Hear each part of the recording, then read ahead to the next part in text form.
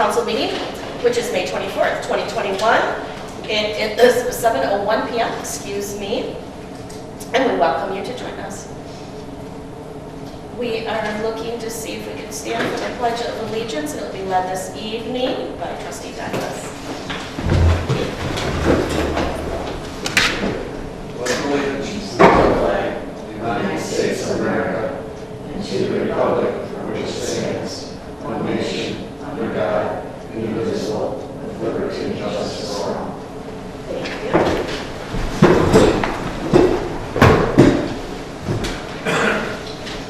Gentlemen, could we please have a roll call? Douglas. Present. George. Present. Green. Present. Hayden. Here. Nigel. Here. Randazzo. Here. Bryce. Here. Thank you. Item number 4, with the approval of the agenda, we're looking for a motion on this.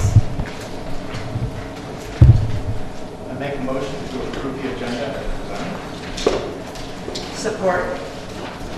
Thank you.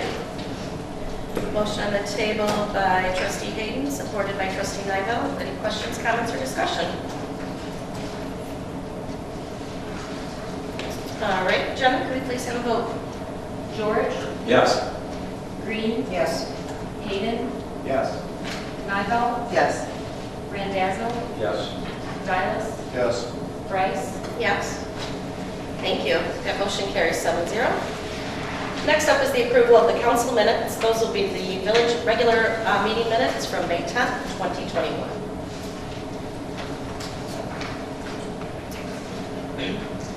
Looking to entertain a motion for those. I'll make a motion to accept the minutes of Monday, May 10th, 2021. Trustee Green, support. Thank you. Motion on the table by Trustee Knight, supported by Trustee Green. Any questions, comments, or discussion on those? All right, hearing none. Jenna, please.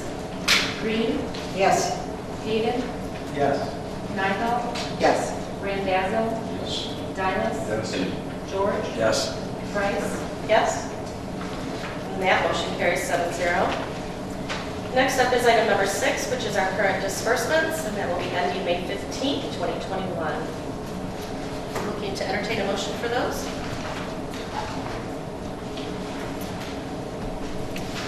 Motion to approve the disbursement report. Trustee George, support. Thank you. Motion by Trustee Green, supported by Trustee George. Do we have any questions, comments, or discussion on the disbursement report? Trustee Randazzo. I believe this is the one for IGD Solutions, line number 5. I thought that was only $40. Yeah, it should be, I thought it was bi-monthly at 80. But it says monthly. And obviously this came up before I was on council. Jenna, do you remember? I think 35 is the email archiving. Not 40. Okay. Okay. Gotcha. That makes sense. So is there a reason why it's 70? It's 40 for the web hosting and then 35 for the archiving? No, that doesn't add up either. Yeah, that doesn't add. I thought there was an increase that Trustee Skornica had approved something that increased it. So I was just assuming this was the new increased amount. That was the email archiving, yes, but I don't remember the exact amount. It's $4 per mailbox. Oh, it's $4 per. We have the 10. Don't know if it's 10 or 12 off the top of my head. All right, go on. Since Beth isn't here, can I ask Ryan? Absolutely, that'd be Ryan. Ryan, can you ask Beth to find out how many email boxes we're paying for that are being archived? It just, the numbers aren't adding up. It's $1, but yeah. Yep. All right. Any other questions, comments at this point? Yes, shouldn't we include the total disbursement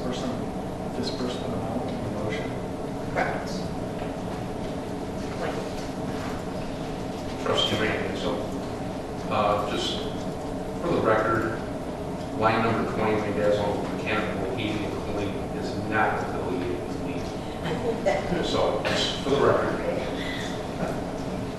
Kay, do you support adding the amount to your motion? Yes, when I, They're when I requesting. make the motion, I'm Okay, making you'll change it for then. what's Okay. shown. All right. Any other questions or comments on disbursements?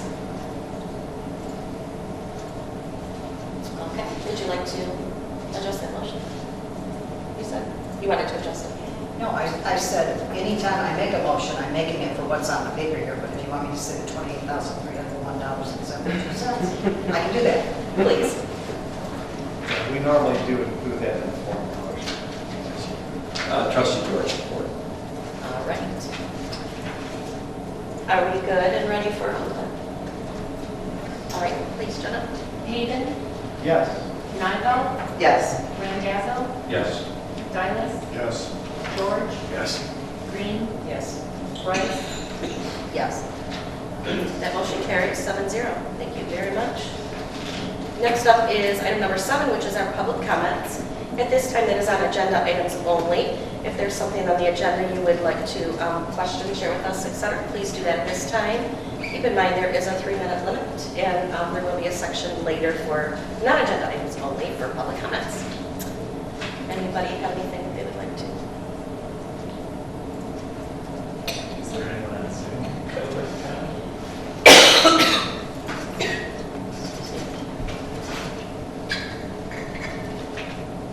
just Elizabeth.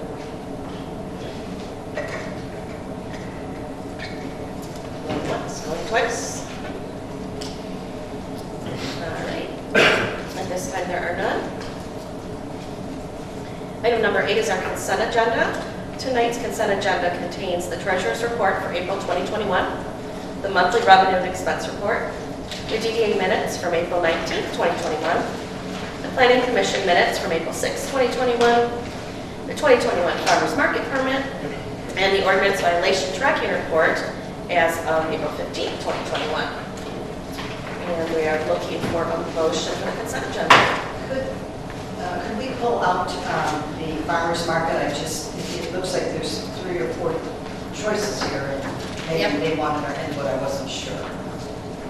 If you'd like to make a motion, Make a motion to do that. to remove the 2020 farmer's market permit from the consent agenda. Trustee Randazzo, support. And then are you approving the consent agenda minus that? Yes. Hold on. All right, there is a motion on the table to approve the consent agenda minus the farmer's market permit, pulling that out. Any other questions, comments, or discussion? Trustee Hayden, I would also like to pull out the ordinance violation track. All right. I cannot hear you. I think I would like to also pull out the ordinance violation tracking report. Is that okay, Kay, with your motion? Yes. Yes. Tony, is that okay with your support? Yes. Any other questions, comments, discussion on the consent agenda?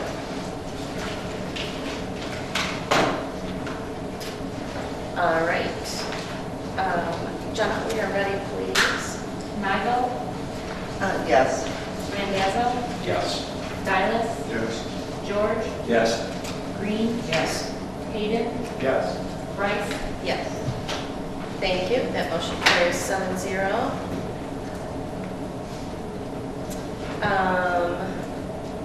So those are both, the farmer's market is new, and the ordinance report, what do you want to consider that, Ryan? It was retired and brought back. Would you like that unfinished or new? Probably you. George retired. Yes. All right. New G and H. Thank you. Keep it in the order it is. Okay, so G is, Farmer's market, thank you, and then, and the ordinance Ordinance, would be okay. H. thank you. All right. Didn't want those to get lost in the shuffle.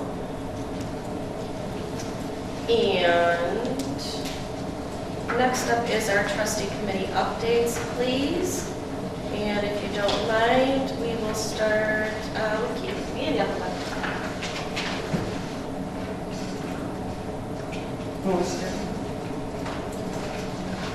I'm sorry, who are we still? Oh, I said, well, we can start with Keith at the beginning of the alphabet, if you don't mind.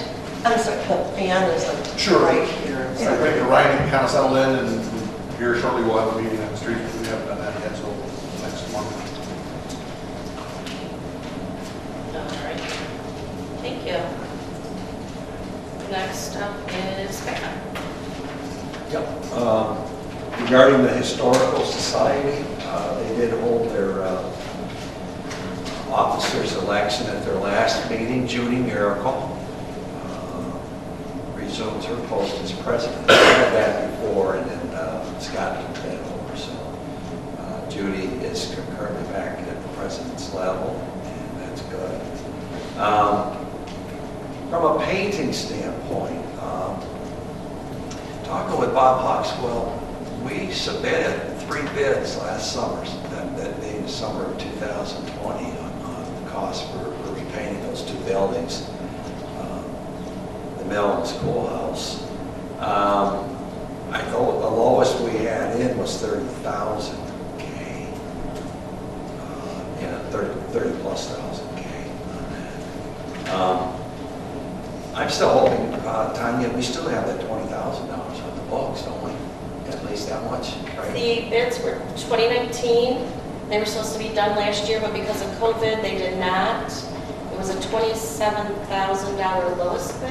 Right, now they're up for 30. Right, and then when we contacted them, they are not interested in the work. It's 2 years later, and they're not interested in obviously honoring. Right. So we're back to, we And on our approved books, bids, on our books, so we still have 20,000 down. 27 in that account, yes. 27,000. Excuse me. And we approved to go back out for bids again at Okay, our meeting. got it. So that's where that one would be. Okay.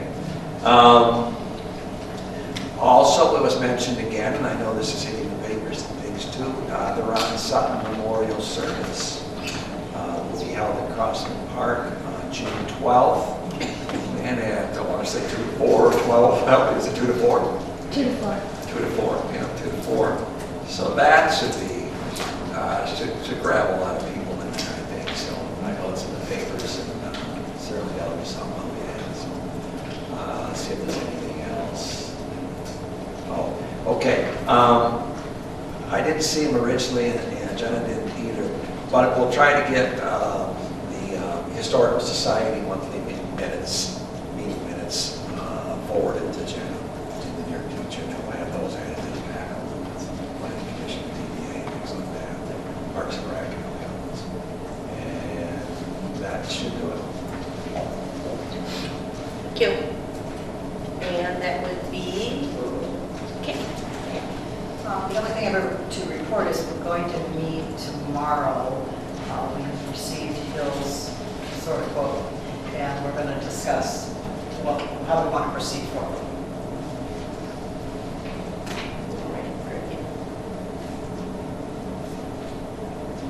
That would be Larry, please. Okay, I have not formally had an IT committee meeting yet, but I have informally talked to staff in order to start getting agenda items for the IT committee meeting, and I plan on having that Ryan's on board with the next week or 2. Excellent. Thank you. And next up would be Melanie, please. Planning Commission, the next meeting is June 1st. And we are just looking into a Pick 3 webinar right now and sending a request into Jenna. Thank you for coordinating that.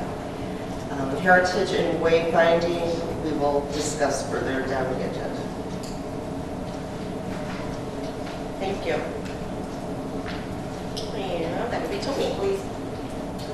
Personnel committee did not meet this month, so nothing new. Thank you. And DDA met last Monday, and they continue to plug away on their priorities for the year. Those are included in our current packet, so you get a chance to see all the hard work that they're doing. Also released today, I probably haven't had a chance to see your email, we apologize because it was due to a meeting that was today with everybody involved with the school, the Cheryl, the fire, DDA, Friends of Amos, and so they had a chance to meet today. And we received an email, excuse me, it's from Courtney McLaren, who's the Friends of Amos representative and the Oakland DDA president. And she says she wants to apologize for not attending the meeting tonight, and she would like to request the village council considers a request from Friends of Amos to contribute $2,000 to this year's fireworks show. Consistently in the past, the village has supported the fireworks with a monetary donation of $1,000. Last year, however, the fireworks did not happen and the donation was not made. We understand that the money was not spent last year, so we would like to request it to be put towards this year's contribution. We are also in an extreme time constraint this year due to the uncertainties of the day-to-day changing guidelines and the mandates from the state. That leaves us helpless to raise funds for an event that we're not sure would happen until this morning. We have less than 6 weeks to come up with the funds for a firework display, and the rest of the event that the community is used to has been canceled. So we're asking for the village council to please help us reach that goal with a contribution of $2,000 to the fireworks this year. Thank you for hearing our request. And again, that's Courtney McLaren, Friends of Amos, and the Ortonville DDA president. So that is the update from the DDA, which is good news and bad news. It's a good problem to have, and we hope that everything goes with that.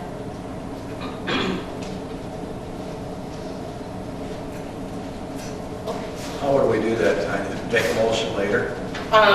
If you'd like to, you can make a motion. I make a motion now. I would make a motion that the Ortonville Village Council allocate $2,000 this year towards the fireworks display put up by the DDA.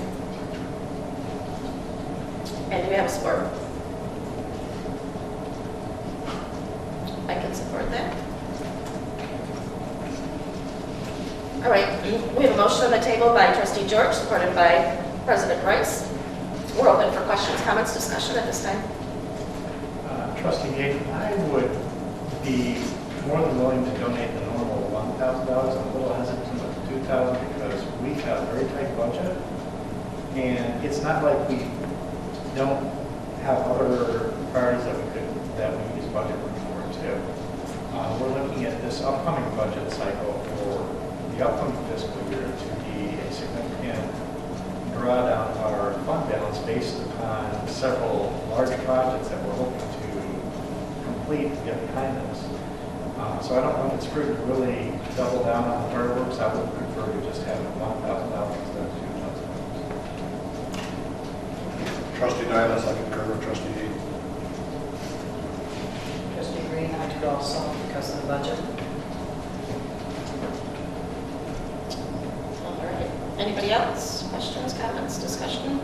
Point of clarification. Pardon? And make a point of clarification. Please. I think the motion was to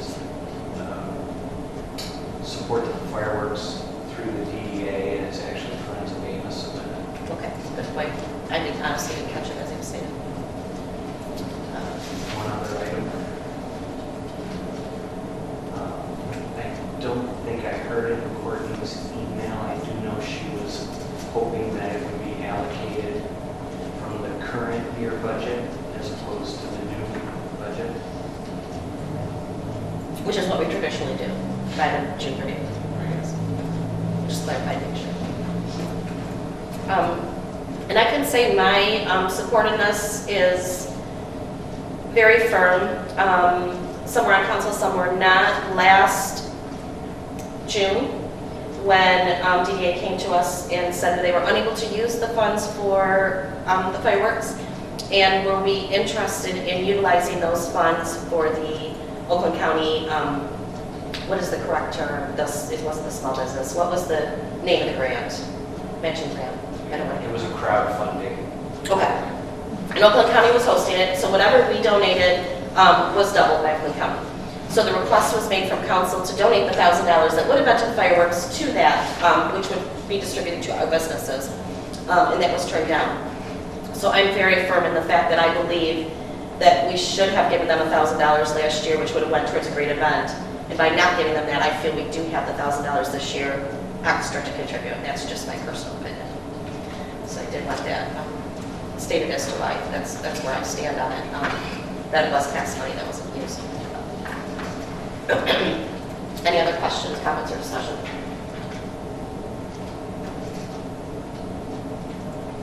All right. Jenna, could we please have a roll call on that? Randazzo, No.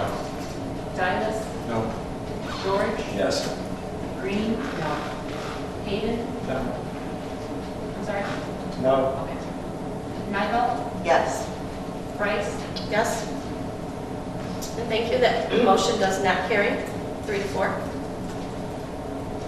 Trustee Hayden, I make a motion to donate $1,000 from the current fiscal year budget to the fireworks this year. Trustee Green, support? Alright. One minute. And we have a motion on the table by trustee Hayden, supported by trustee Green. Questions, comments, discussion? Excuse me. All right, Jenna, could we please have a roll call? Dylas, Yes. George, Yes. Green, Yes. Hayden, Yes. Nigel, Yes. Randazzo, Yes. Price, Yes. Thank you. That motion carries 7-0.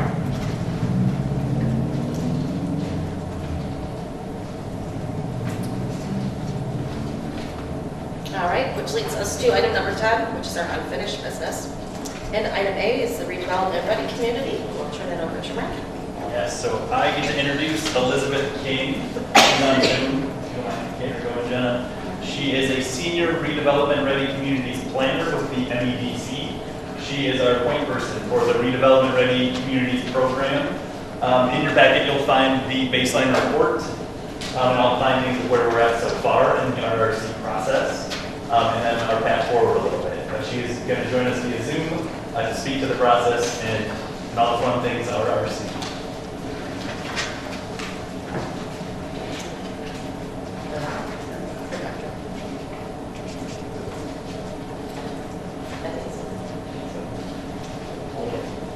There'll also be a, She hears.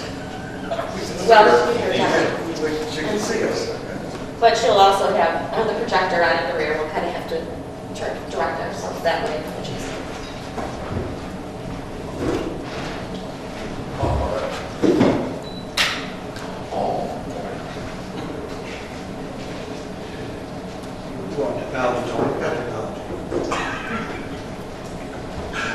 This is cheer voice.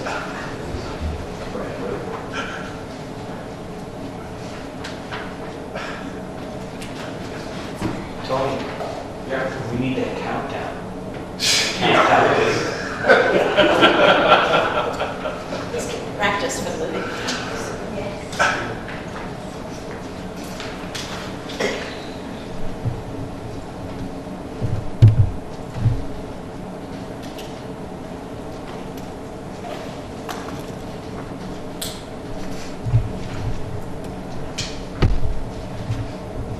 Okay, can you hear me? Yes. Perfectly. All right. Well, thank you for having me here tonight. My name is Elizabeth King. I'm a senior redevelopment ready planner at the Michigan Economic Development Corporation. And I generally work with Wayne, Oakland, and Oakland counties. And so tonight, we are going to talk about Ortonville's baseline report, what's been going well, and what still needs some work, and the next steps. So let's start with a little overview of the MEDC. So the Redevelopment Ready Communities Program is part of the Community Development Division at the MEDC. And the MEDC is made of three main divisions. There's the Business Development Division, which generally focuses on your large kind of industrial projects and our business retention efforts. You're all probably familiar with our Marketing and Communications Department, which is home to our Pure Michigan brand. And then there's the Community Development Division, which houses our technical assistance programs, such as redevelopment ready communities, HQ Main Street, and also focuses on our community development funding tools, such as the Community Revitalization Program and Public Spaces Community Places. So, Ortonville came into the RFC program last March. So you might need a little tiny update about what the redevelopment ready communities program is. So RFC is, which we love acronyms in government, don't we? So we normally call redevelopment ready communities RFC. And RFC is a voluntary technical assistance program available to any community throughout Michigan. The RFC program helps communities build a strong foundation for community-driven economic development through planning, zoning, training, marketing, and more. So think of RFC as a roadmap for success. What's also important is what RFC is not. And so RFC is a self-help program. So while myself and the RFC team provide guidance to you, we don't have the capacity to directly take on updates to the community plan.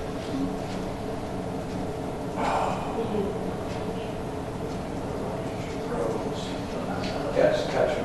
It's a wall. All right, remember.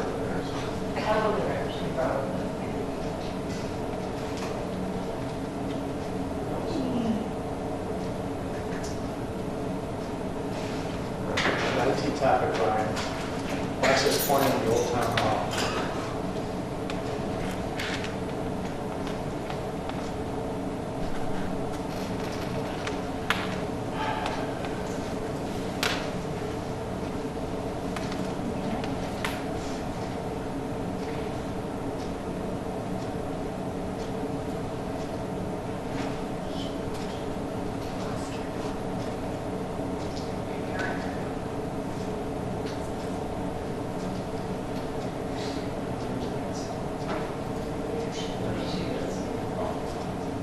All right, and we're back.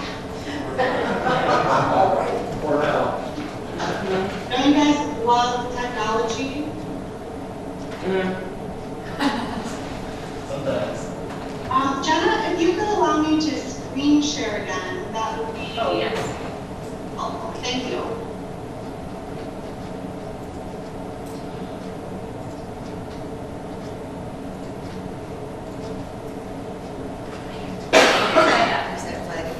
Perfect. Sorry about that. I know we all love Zoom after the last year. So anyway, we really value our partnership with you, and we'll give you as many resources as we can. So this slide talks about the business talent place connection, which is one of the foundations of RRC and community development.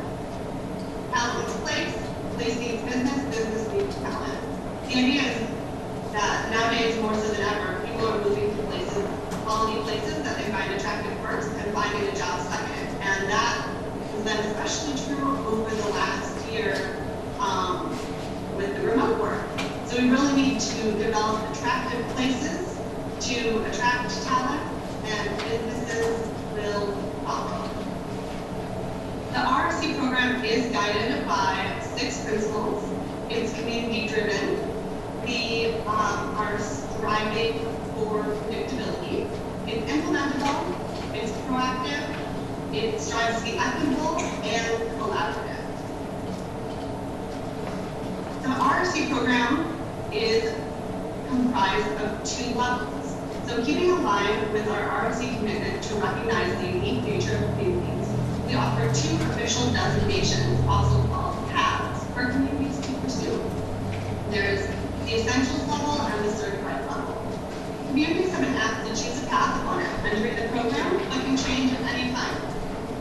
So the essentials level is communities that have achieved the essentials designation will have all their key documents and practices in place to provide a predictable experience and meet local planning and zoning responsibilities under Michigan law. RFC certified communities have integrated all of the best practices into their local processes and proactively seek out community development opportunities while providing a predictable development experience.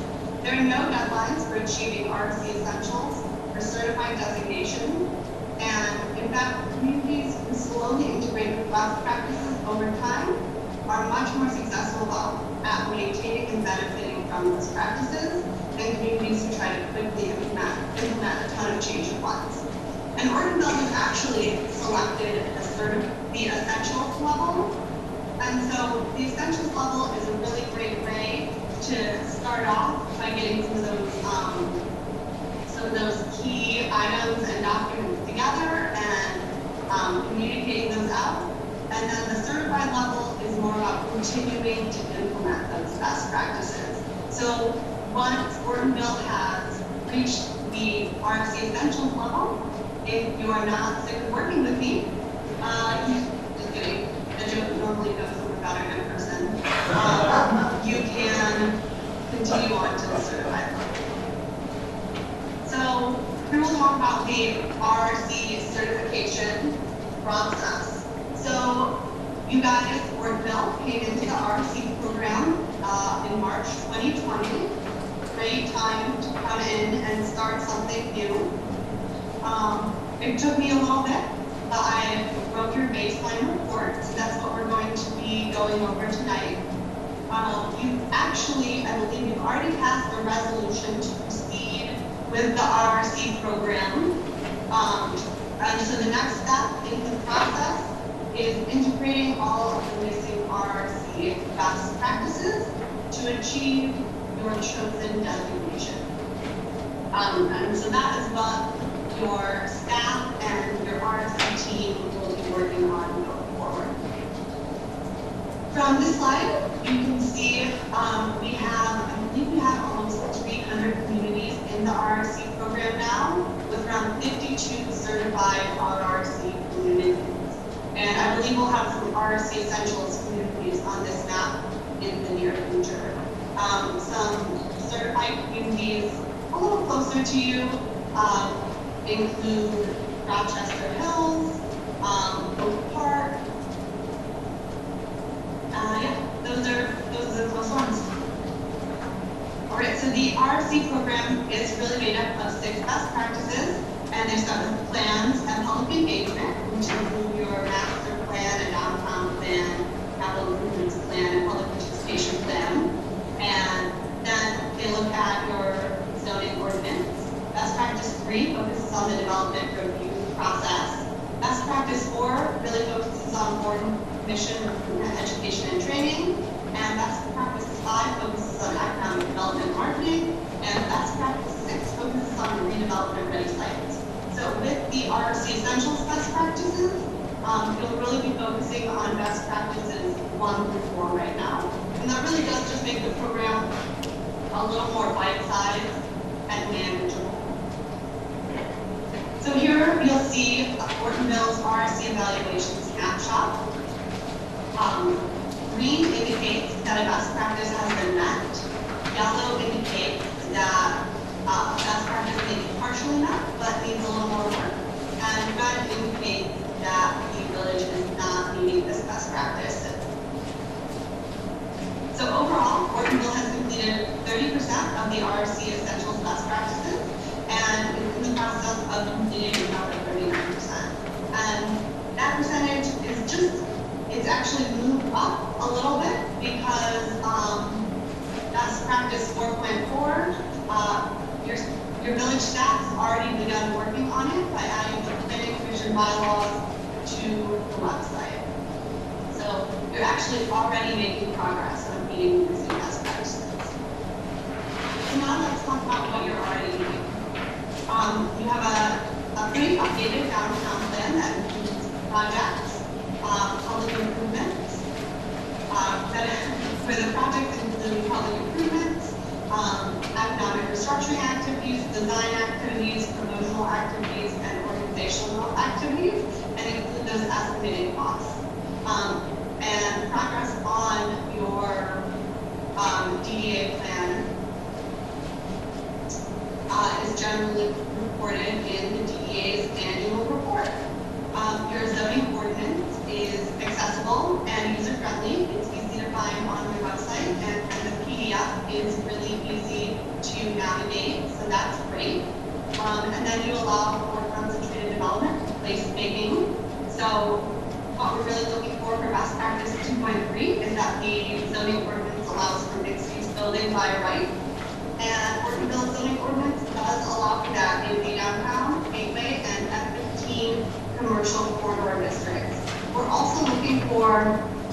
placemaking component, and the zoning ordinance has some of those, such as outdoor dining as an accessory permitted use, minimum ground floor transparency, and front-facing doorways.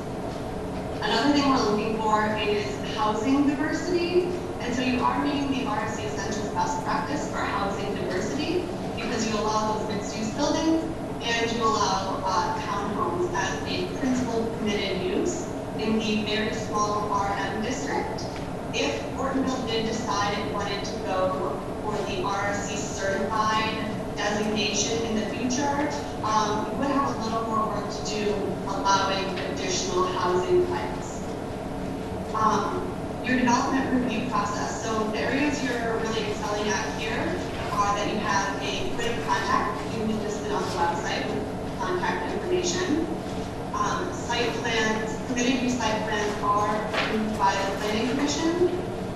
And your website includes an easy to find fee schedule.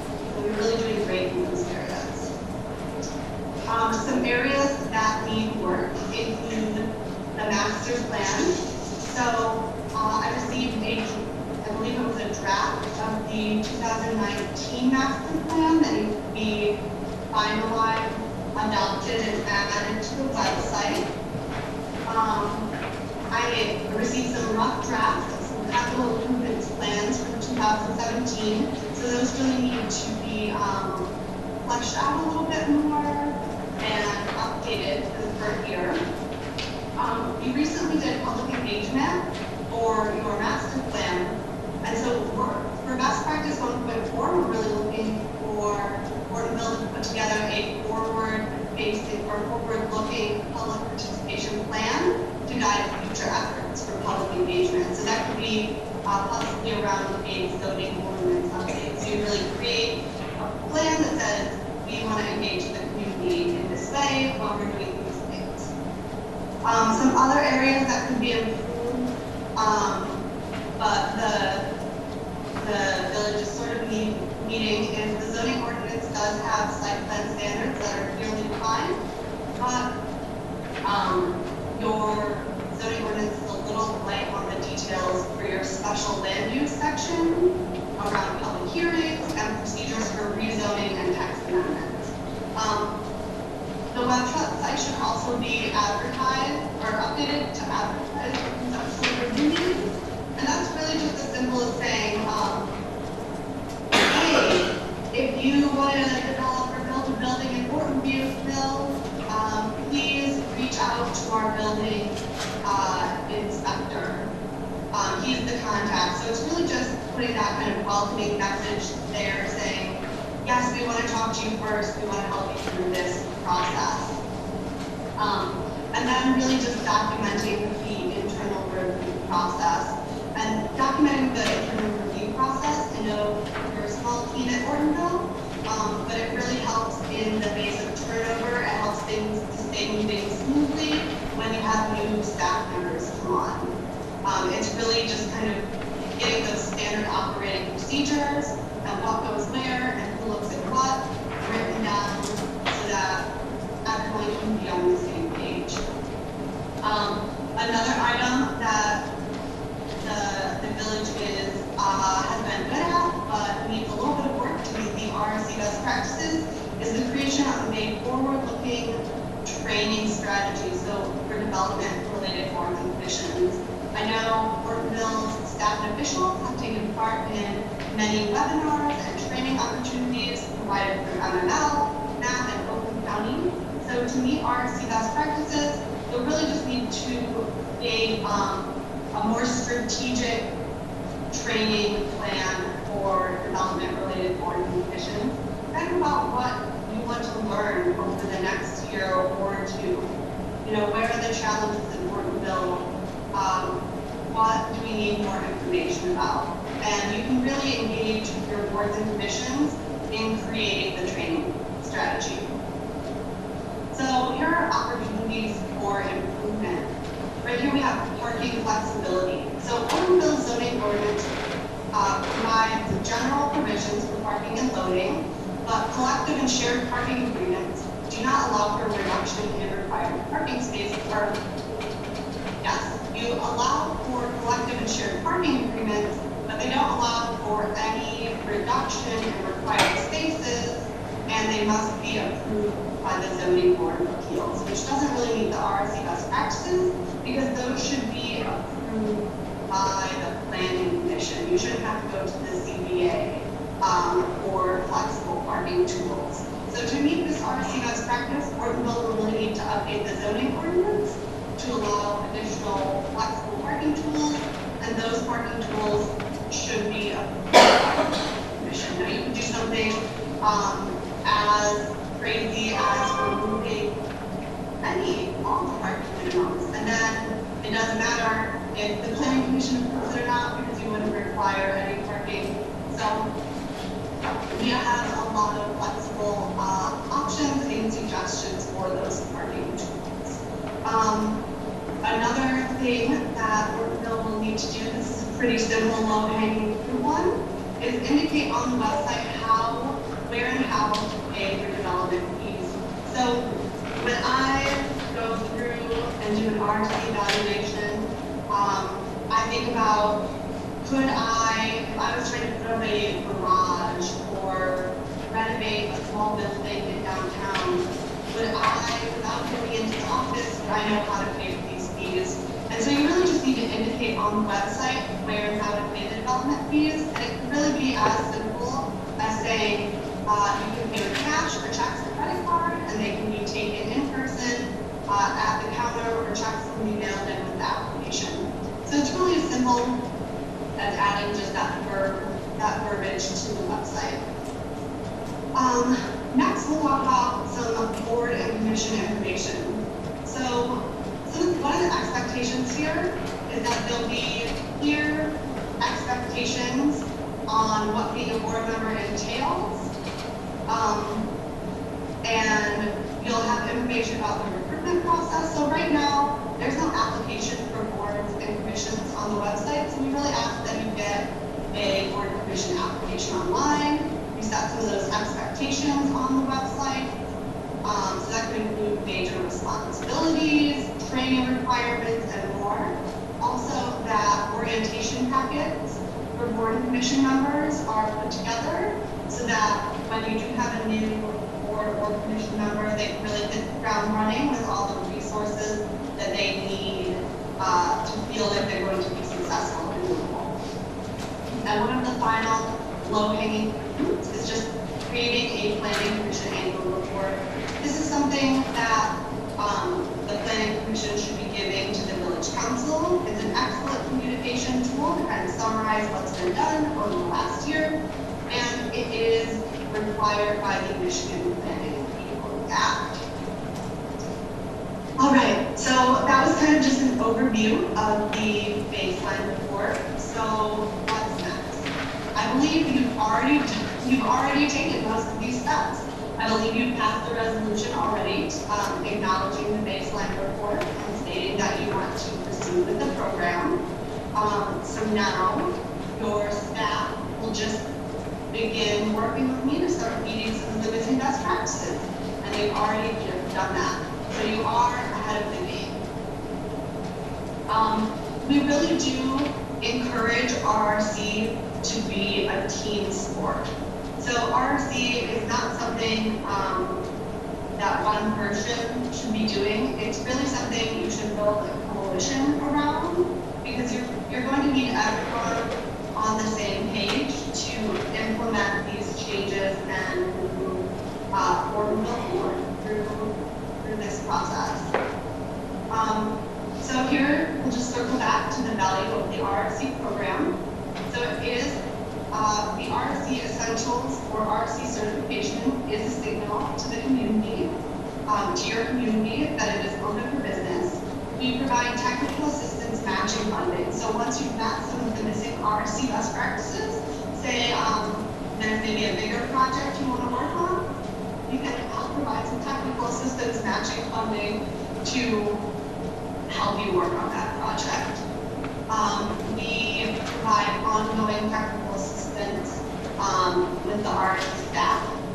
By being in the program, you get prioritization for community development funding tools if you had maybe some upper unit renovation that you needed done in your downtown, they might come in for RRC tools. And it really is an ongoing partnership with the MEDC.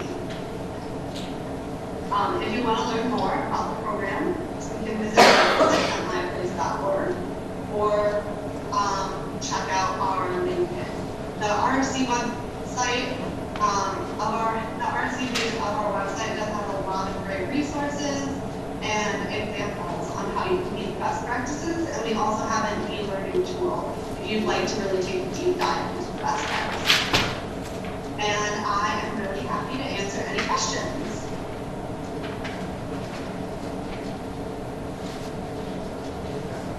Can she hear us? Can you hear us okay? All right, I don't know where you speak. Hello? Some of that was put them in the chat for me too. Okay. I wanted to find out, so for the matching funding for technical assistance down the road, is that once we are certified? Right now we're in the essential portion, is the way I'm understanding it. So we wouldn't qualify for that type of thing until we are completely certified. Is that correct? And I don't know how you're going to type that online. Okay, do the matching funds occur once certified? So actually, you can get matching funds to help you reach the essentials for certified level. And then once you're certified, you're actually eligible for additional matching funds. So the answer is both. So you can use the funds to meet some of those missing RRC best practices, and then eventually you'd be eligible for additional funding. Okay, and then I had just one more question. For the items such as putting things on the website or making up the applications and that type of thing, that's something that the office can just go ahead and start doing? And there's an RRC technical assistance page on our website that actually outlines the whole RRC technical assistance process. The answer to your question was based on, you're doing website maintenance, correct? Some of it? Some of it. Yeah, so it's based on Jenna's capabilities, and if we want to make bigger changes and move contracts, we want to make bigger changes. But for like applications, you could do that. And I know that I had asked the prior village manager to make packets for planning commission, and it never happened. And that's one of the things in here that, we're delinquent in. Also the participation plan, the planning commission is up to speed on that. I have asked for that to happen for about a year. You have a question for her, though? And yes, so if the planning commission still has to do the participation plan, I don't even know where to look. They have that on their list of things to do, and they do have examples of that. And then they are aware of the annual report, and they have that on their list of things to accomplish as well. And then I'm assuming that if we're going to do a pick 3 webinar training, so that would be part of the training to satisfy that area as well. Would that satisfy those? Eventually, they may. Are you working with her to figure out what we need to do to make everything green? So, I recently went through this in Oscoda where they're 98% complete, and I was hoping to see them on the map of communities that are certified. They're so stinking close. It's so frustrating. But we've already got a group put together. And it'll be a cross-section, like Elizabeth said, it's a team sport, so it's not just the staff makes documents and we push them out and now we're certified. It's a team effort between the village staff, the planning commission, the DEA is a huge partner in this. It's going to take everybody. What's your heading off what it is that we need to do to get green? Yeah. There is a committee for it. I'm happy to be a point person in that, but it's a team effort. Yeah. There are some things that can kind of be created in a vacuum, like our public participation plan. We already do that, so a lot of that is just typing it up and saying, here's what we already do. Does everybody agree? Cool, let's move it over. But there's some that we need to start carte blanche and go from the square one and work through it together. So it's a big process, but it's an elephant that we can break down into bite-sized chunks and deal with. So. No, here are some templates and guides on that website. That should be sent. Oh, I will. There so are we can access tons it. of things on there. I'd be happy to show you. I have all the kinds of whole, I went through the training on it, so I can Good. grab it all of that. Yeah. But just so she knows, or, you know, whoever needs to know, the plan commission is doing those, we have those on our to-do. Yeah. Brian, let's see, you're going to be the coordinator of the RRC. Which is Just why you the have to- coordinator? Yeah. Point contact. Are you going to be able to take like these remaining items and kind of break down the pieces into sort of like which group's going to be, like, you need to take leads on some of those things? Like some seen planning commission, there's a few pieces like the filling board appointments that maybe would involve personnel. There's other things council would do. Are you going to be able to kind of like sort those out and kind of like allocate them out to the different people? Well, remember, as Ryan said, there's a committee. And so when the Yeah. committee meets, they decide the best way Yeah. that they want to handle it. But I mean, if they say, hey, this task is something that we need to complete, and it's something that we need personnel committee to write out the procedure for this, or we need planning commission to work on that. Jenna, do you want to ask where do we start? Like, what do we do tomorrow? Kind of a question. Just Okay. what's the next step? Because I think you're right, Larry. It's going to take a team, but I think we do need to establish a roadmap and say, we have 30% completed already, but what are the next 10% we need to focus on? What are the next couple things? Which dominoes need to fall before the next ones? So I'm excited to work with the committee to figure out that roadmap and go from there. Who's all on the committee? There's a representative from DDA, from Planning Commission, from Council, and then Ryan. And then Ryan's the point of contact. And we received this in April, and there were some things that we tweaked since then too. So officially, what you've seen, we added little things here and there. Jenna's been helping a lot of things on the website that we've been gathering up. But DDA is Matt, and Planning Commission was Melanie, and now it is Rebecca Ritchie, and Council is me, and then again, Ryan is as well. So, as we've been plugging away on it since March, she just, like I said, turned this into us in April. We were able to get some little things together, and now we're moving on to the bigger pieces. This would have been something I would have really liked to work on. This started a year ago. Yeah. Public participation plan and board and commission applications are really great places to start. Those are some ones where we have some excellent examples that you can borrow from. And your board and commission application doesn't have to be anything expensive or crazy. We have many communities that have board and commission applications that you can borrow from and adapt for Ortonville. So I think those are a couple, just kind of like quick hitters to get momentum. Good answer. I can forward you the participation plans, we already coming up with those.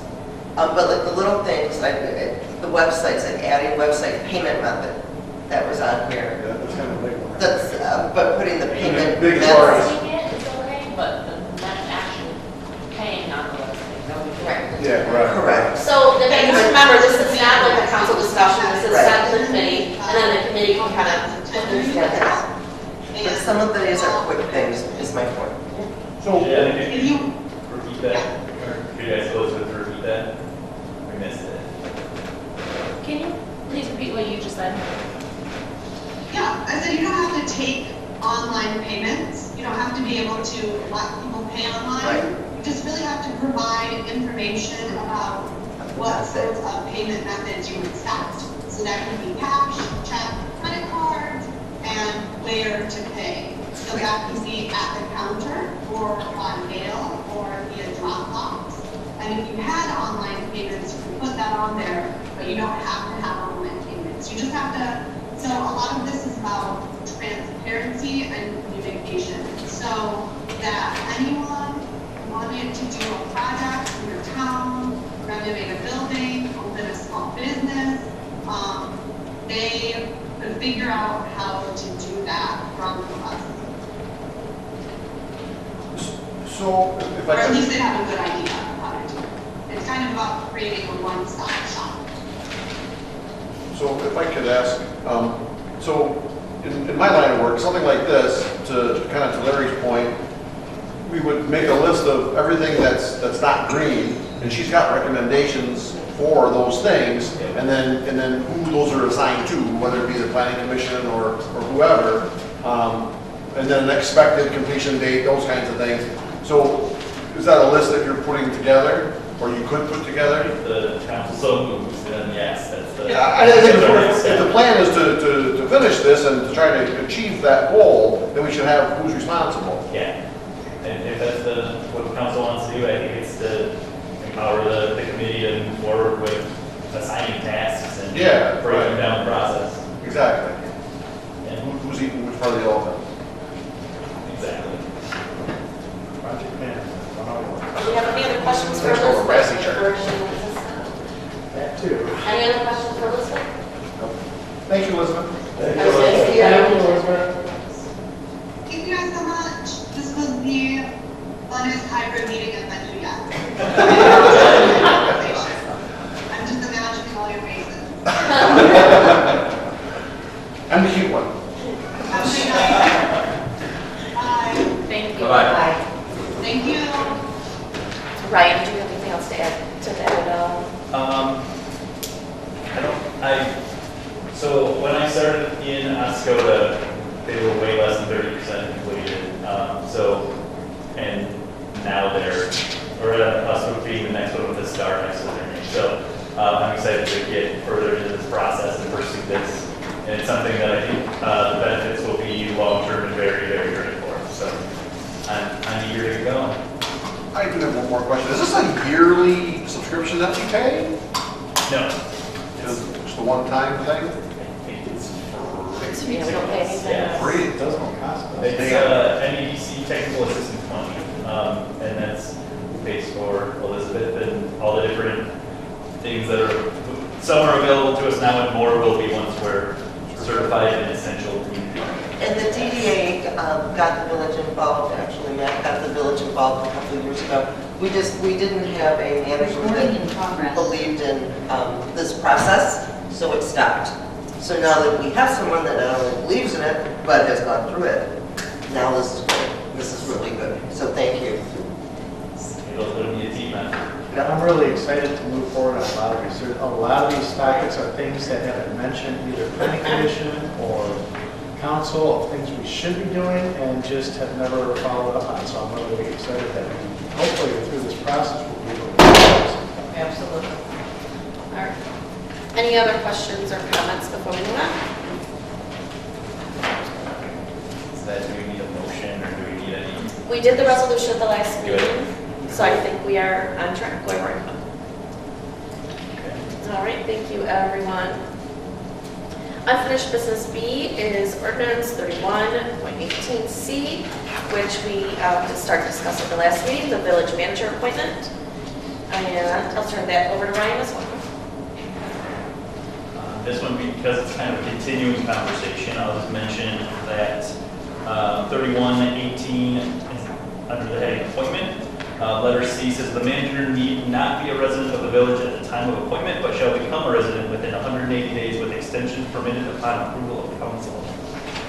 The manager shall reside in the village thereafter during the term of office. The council may, with a 2/3 vote of the council, approve a permanent extension. And so at our last meeting, we discussed if you had ideas or thoughts on that, to please send those in. And then we can kind of talk about that tonight. So, was there anything I'm going to that you jump the gun received and from that say, point? Trustee Hayden, I make a motion that we remove Section C of ordinance 31.18, requirement for the village manager to reside in the Trustee Ray has his support. Thank you. We have a motion by trustee Hayden, supported by trustee Randazzo. Any questions, comments, or discussion to open at this time? Trustee Green, I know with the housing and everything, it's a tough time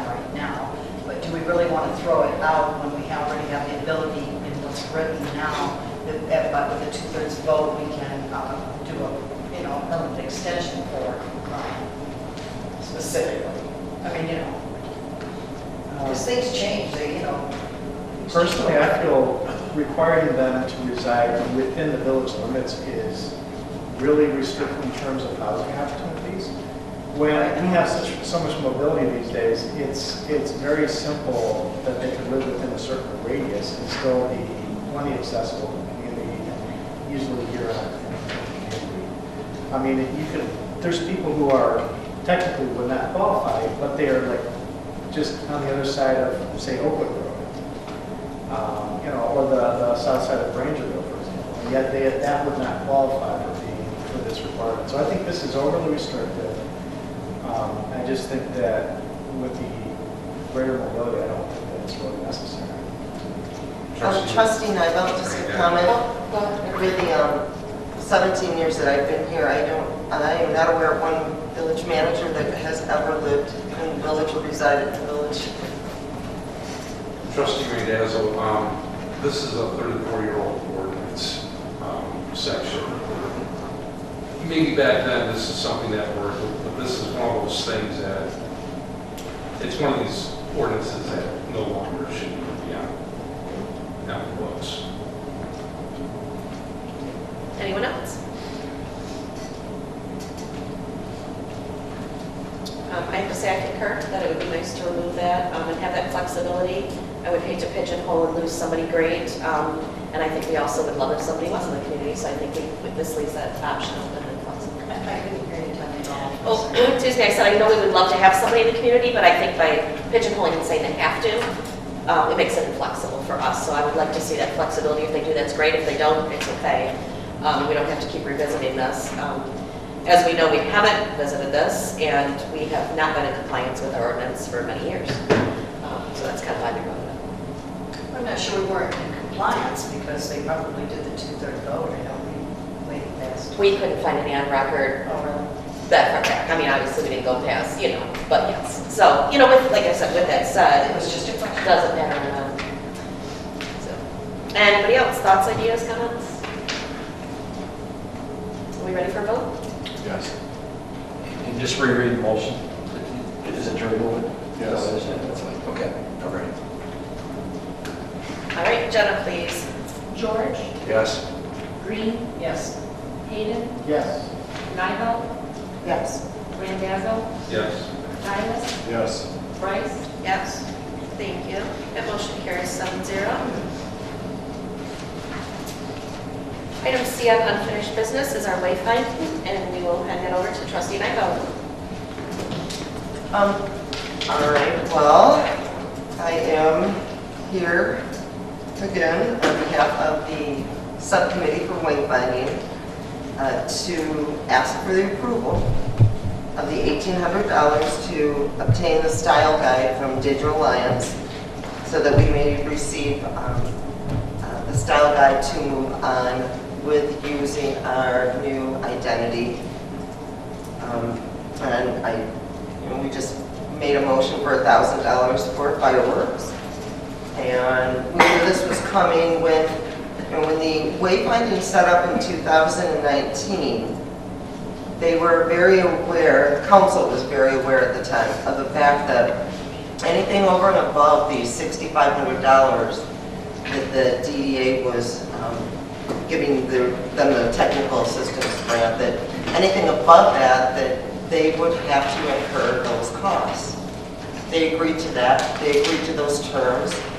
They agreed to the grant terms and what it provided. And we just need to take this final step to be done with phase 1. And I would really like to be done with phase 1. So I'm asking for your consideration once again to please approve the $1,800.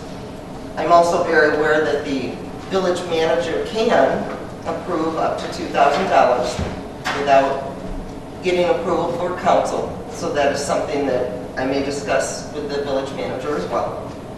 But I just wanted to give it one more shot here with the council. I make a motion that we approve the $1,800 for the style guide.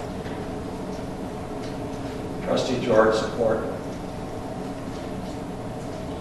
We have a motion on the table by Trustee Green, supported by trustee George. Open to questions, comments, or discussion at this time, please. Trustee Nylas, I have a question.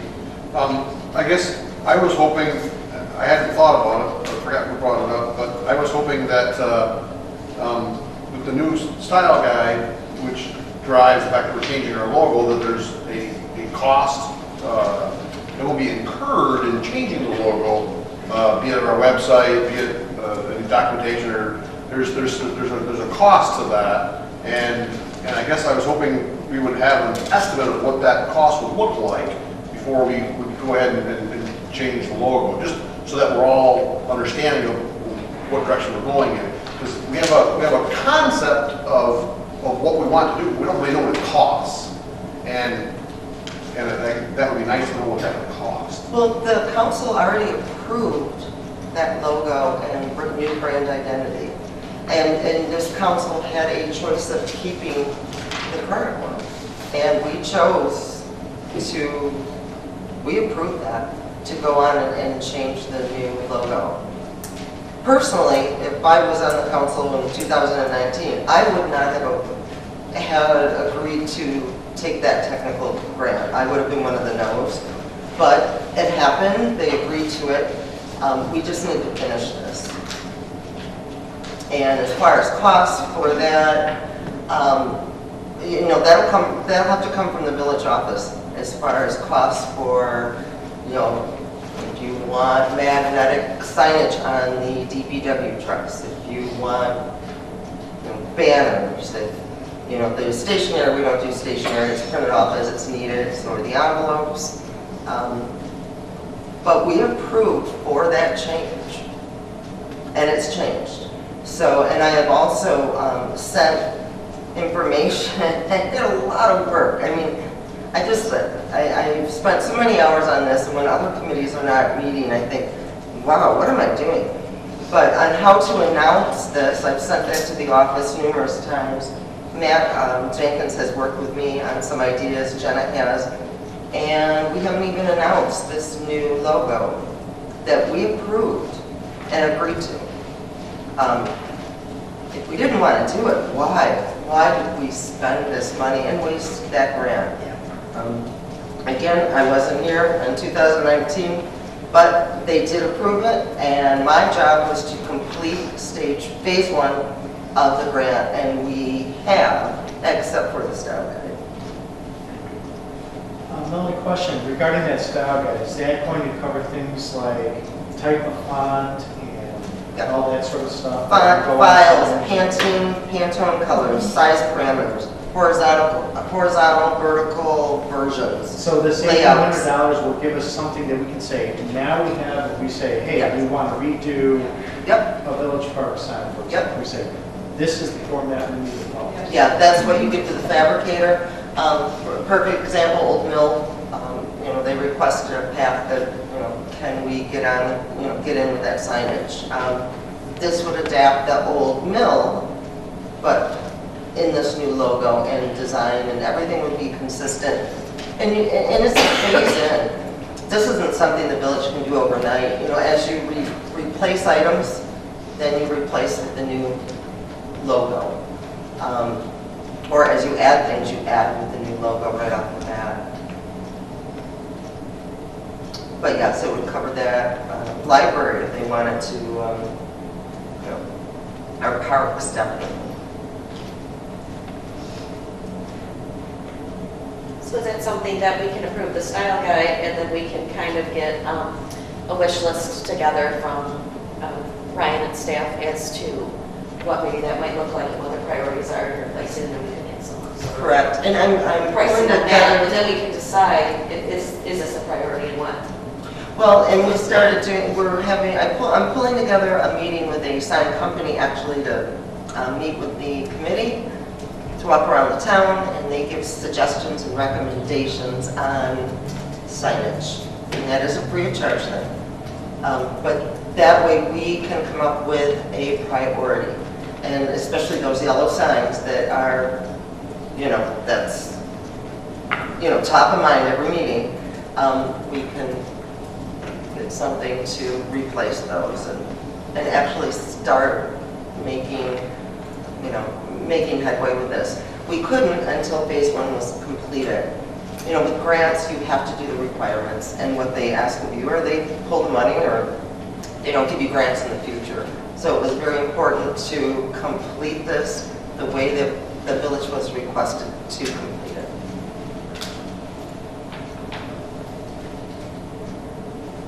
Any other questions, comments, thoughts at this time? Yeah, again, it was brought up at the last council meeting about pushing this out to the next budget, which is in July, takes effect in July. And again, I would vote for that, and I would also hope that by then we could have some estimates on, again, what impact this is going to have financially to the village. And there is in the budget, there's a $7,000 line item right now for research and development projects. It's in Department 101, Village Council. That is just sitting there because there are items, it's money that hasn't been expensed, and it's just sitting there because Beth didn't know where to put it, and it's a placeholder. So there's $7,000 there. I think $1,800 would be well spent getting this done, and then that way in their new budget year, we can start pulling together the cost. Yes. Keith, you are more than welcome to entertain a motion if you would like to, or leave it as is. You are able to amend with that caveat. I didn't send a motion. There's a motion. No. You can make a motion to amend a current motion, yes. Right. And if you choose to. Robert's rules is really convoluted. Or we can continue with the first motion. If I could just add, I know that this is something that was identified as important, wayfinding was identified as important in our master plan. I think that we did directly witness that wayfinding signage can help the businesses, even though it was not compliant initially with location or with any style that we have so far. I think that we did see benefit to the businesses with having some wayfinding signage up. I guess I was also thinking it might be nice to just incorporate that all together in next year's budget, but I suppose if we do it now versus doing it next year's budget, it's just a matter of, that's just $1,800, doesn't carry the fund balance, and we'd be spending it one way or another probably. So I guess I'm okay with moving forward, just taking care of this piece now, and then we can see what needs to be in the budget for continuing phase 2 in the next year's budget. Yeah, because this will end phase 1. Yep. Yeah. Any other questions, comments? Trustee Diamond, just one last comment, I guess. And again, I'm all about this. I like the logo that we selected and everything, but again, I didn't think about at the time the cost incurred. Again, if it's $1,000 to change all of our logos that has to do with our village, then it's a moot point. We'll move forward. But if it's $20,000 to change all the logos that have to do with our village, that's a different conversation. And why would we spend, again, if you're going to go build a house, you wouldn't buy a lot with no intention of building a house on it. Meaning if the house was too expensive, you couldn't afford it. So again, I'm all about spending $1,800 and doing the logo if we're going to build the house. But how much does the house cost? We don't know that. And that's why it's a phase-in project. But again, you wouldn't buy the property and put the culvert in if you couldn't afford to build the house. So how much does the house cost? How But much why does would the you house go cost? all this far and not keep your final product? That's why we should have had that at the beginning. I agree with you. Right? I would have never voted for it. I never should would have had have. that before we even Yeah, started but about it. I was given the task of finishing this. Mark Robinson, resigned, and I inherited this. So So I it's here nor have. there, that was the request of council, this is where we're at, we're Right. at the point of making this So decision. anyways, I took it through to the end, and this is the last step of it. And if you don't use it, right away, it's something that you have that you can use, if you want to say for 2 years. Yeah, I mean, it's there, you have it, and, it just completes the phase 1 of the whole technical grant, so. Okay, I guess I'll make a motion to amend the motion. Something to the effect of to not move forward with the $1,800 wayfinding until we get an estimate of what kind of cost the village would have to incur to change all the signage. Okay. Or we could just vote on the original motion and then see what happens to that. Okay, we have a motion on the table. Do we have a support? Yeah. I would prefer to just vote on the original motion and then keep if there's. No, in that case, We have a motion on the table. Do we have support? Well, you support it, Linda? No, this is a different motion. This is a motion to change the motion. Oh.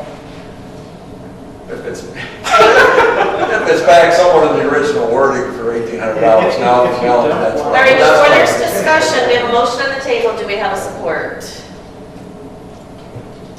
I don't know which All one, right. I don't know which one we're talking about. I think the motion My dies, motion. unfortunately. So we're back to our original motion, It's confusing, Robert's rules. and do we have any questions, comments, or discussion on any more on the original motion? Is the original motion given out the $1,800? Yes. Spekish. The original motion is yes to get the style guide for Wayland. Thank you. And that's coming out of this year. Okay. Yes. All right. All right, are we ready for a vote? Yes. Okay. Jenna, please. Green, Yes. Hayden, Yes. Nyla, Yes. Randazzo, Yes. Silas, No. George, Yes. Bryce, Yes. Thank you. That motion carries 6-1. Item D will be the Heritage Garden, and we will send that back to trustee Nyla. Thank you very much, guys. I appreciate it. Perseverance pays off.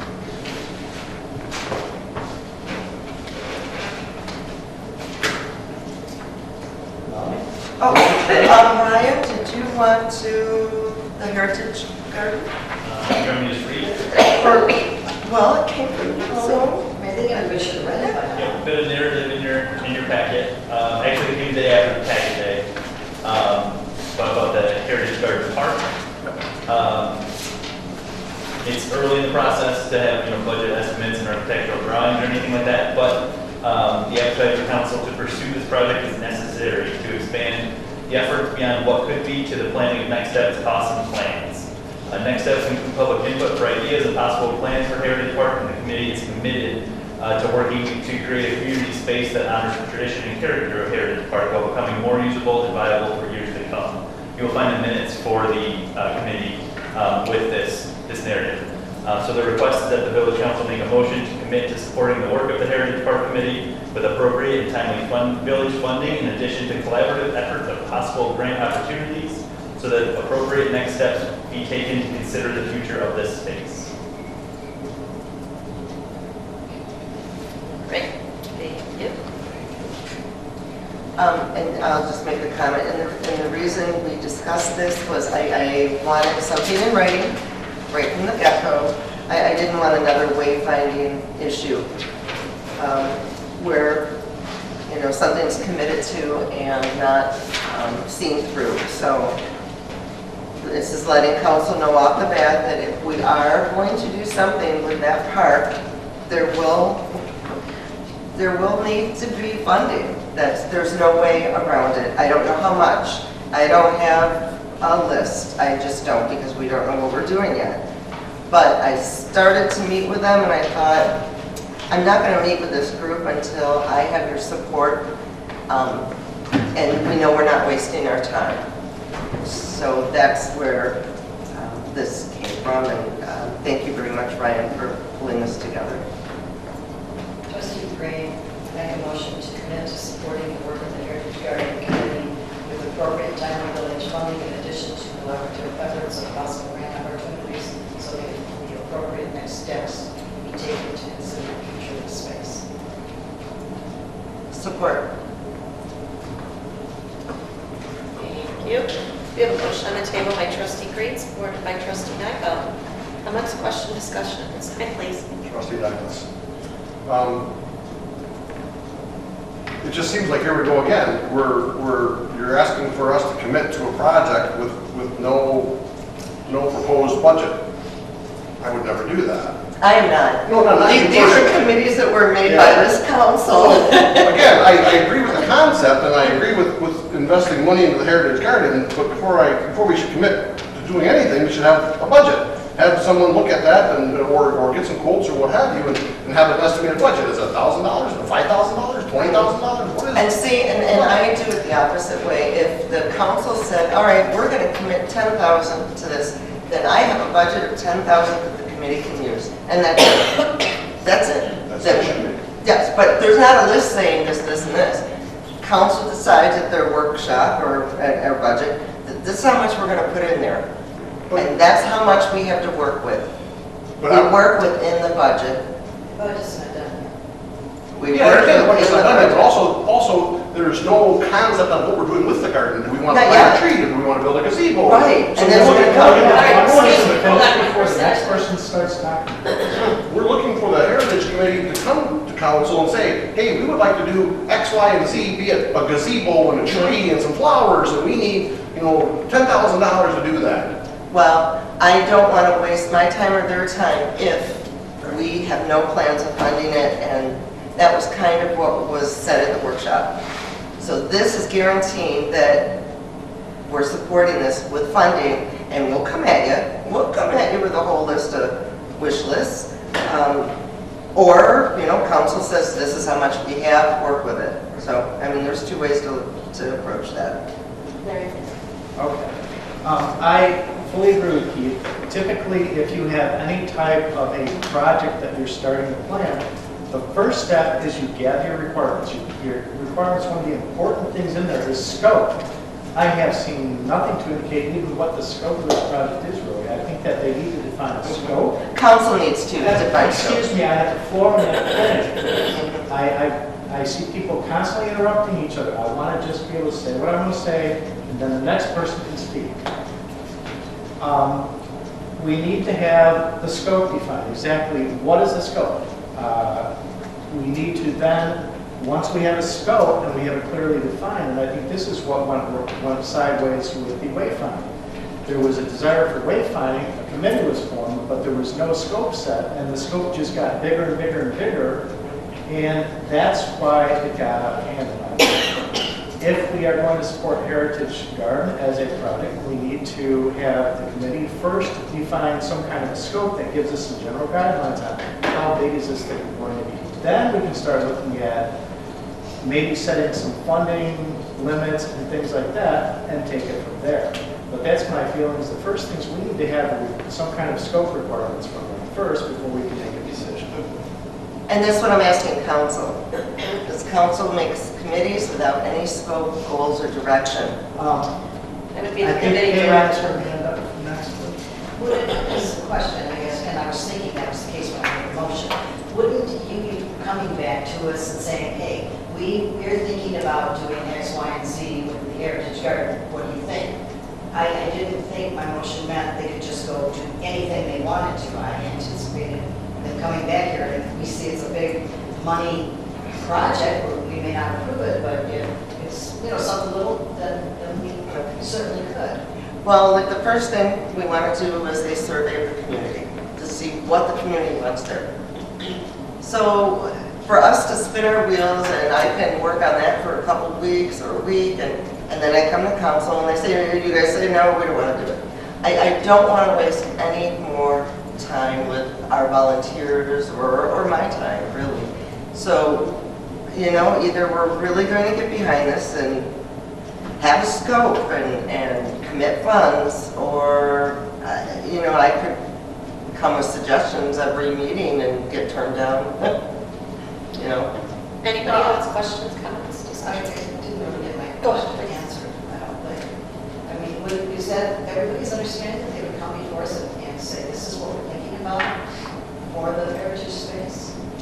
Well, just keep in mind, council is the ones who pay the bills and make the final decision, but that's why we appointed a committee, obviously, so they can do all the research and bring that to us. But, right, they can't, without coming. Obviously, there's things Ryan can answer here and there and direct, but the final expenses would be us as a whole. Or we can do a comment from the floor. Give me 1 minute, let everybody finish up if you don't mind. Anybody else? Yeah, I guess. Hold on a minute, let's make sure everybody gets a chance, and then I would love to come back around. Trustee George, I can see the overall concern about, giving a carte blanche yes to the project without having any real specs or monetary amounts with it. I would think, that being the case, if I was looking at the Heritage Garden, I would do some preliminary work just on ideas, just look at what other places have done or whatever, and keep it relatively simple. That this is what we're thinking about. This is a projected cost. I can see waiting for something like that to come before me before I want to commit funds to it. I mean, it could be anything. So I'm just saying I don't want to commit to a cartel launch amount without seeing it. So in that respect, keep something very good. And there's an option to continue the project. This is where they're at, this is what they've checked in, now they'd like to do next steps. We don't have to commit to all 12 steps to approve the next step. I mean, that's an option as well. Just some kind of rough, initiative would be fine. Did you have anything else? Yes. My basic thought, and I apologize ahead of time, is when we're asking, and this committee's asking for money, I always have 5 questions of who, what, when, where, why. Those 5 questions, I have yet to get answers to, so it's an open checkbook that I'm not. Provide me with more information, who, what, when, where, why.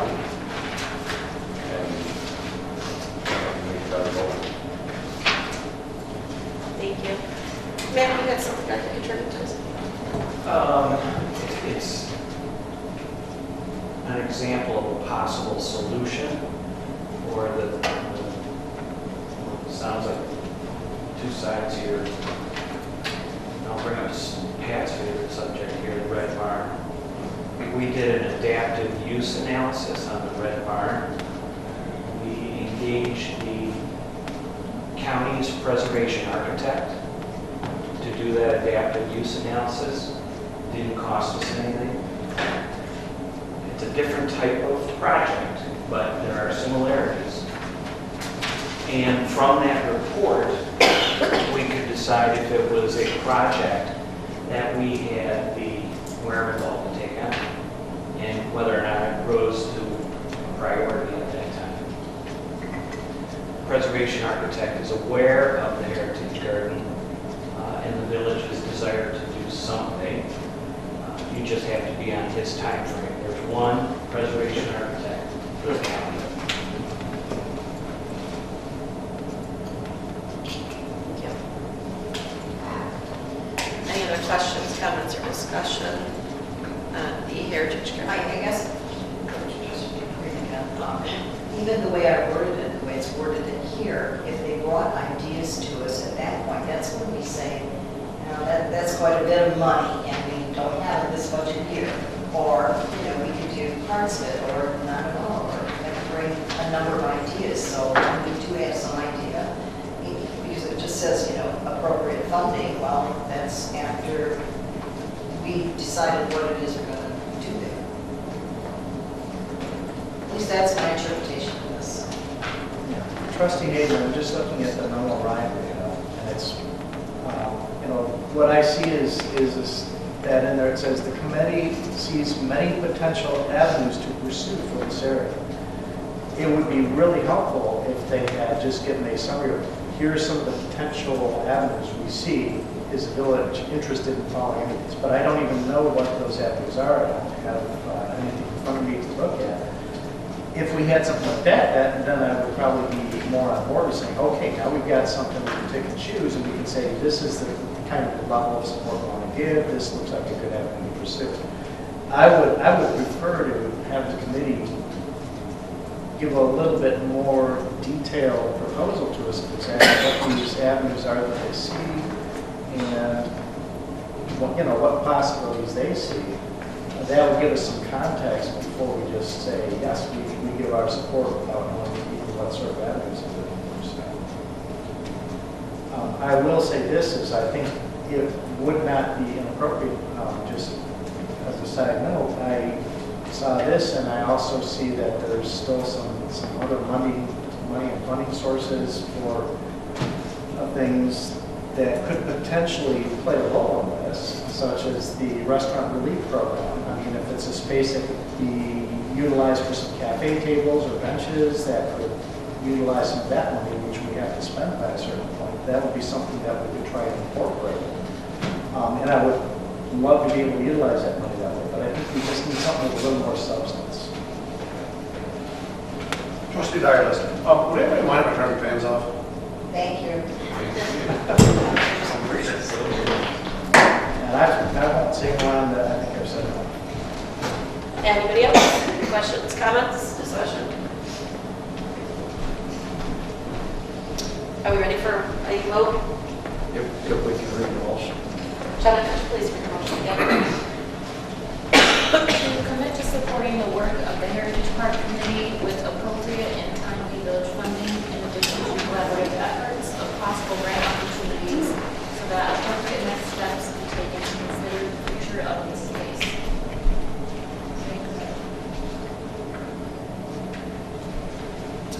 Are we ready for a vote? Jennifer, please. Hayden, No. Nybo, Yes. Randazzo, No. Dylas, George, No. Green, Yes.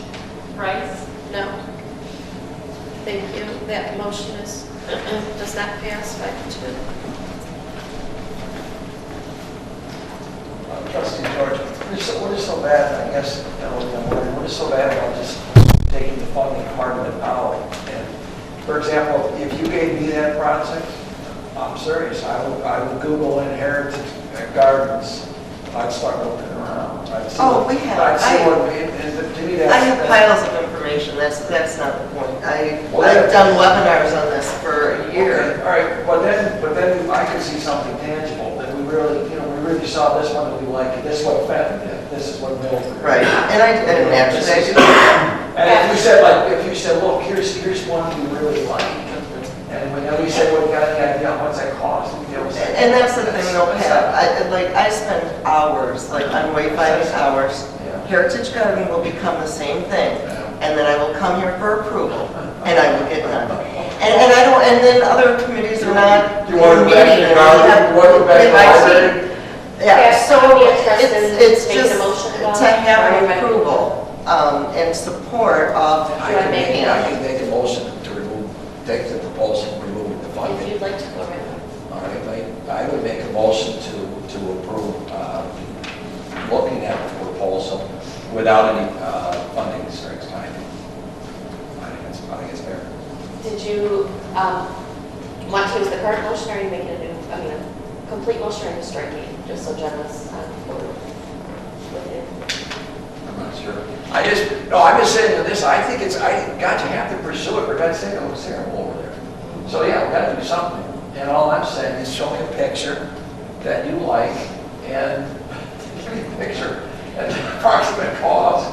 I agree, because when it says appropriate and timely, Give us money, I'm something not, to look at. what's appropriate, what's timely. I think that's way too run-on. But if we continue to pursue and request that. I think we have to. Something happens over there. But it's very insightful, So what would we like to see before it's brought back to us? Like what's the request? I would like to see a picture of the proposed Heritage Garden. Yes. Yes, I would like to see some kind of a short presentation of the different avenues that they see have possibilities. Because it says here that they see several possibilities. It's not that hard to throw some things in a short PowerPoint presentation and say, hey, here's some of the concepts. Which one would you support, Silver, gold, bronze, whatever. And then we can take an option and pick, hey, this is the one that we like, that we feel is appropriate and what we can afford. And we'd like to get do a survey of the community on what they'd like, but that is time consuming again.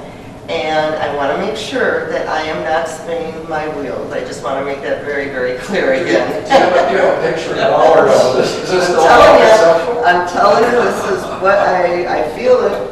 Go ahead. Trustee Dylas. So, again, to Melanie's point, I think we started putting a line item in the budget, but did we not fill in a number for the Heritage Garden? I don't put a line item in. Did we not put a number in for that? No. Okay, So to her point, because it's the cart before the horse, which, tomato, tomato, which, chicken or the egg. So what do we think as a council would be a reasonable budget, I guess? Something greater than $1,000, something less than $100,000, but kind of where does that fall? Does that fall at 5,000? Does it fall at 10,000?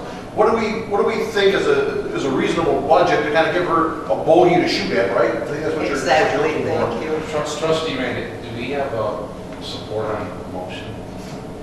We don't have necessarily a motion yet, No. that's still just Oh, discussing. sorry. I just didn't want to get. It's working or not. He's working.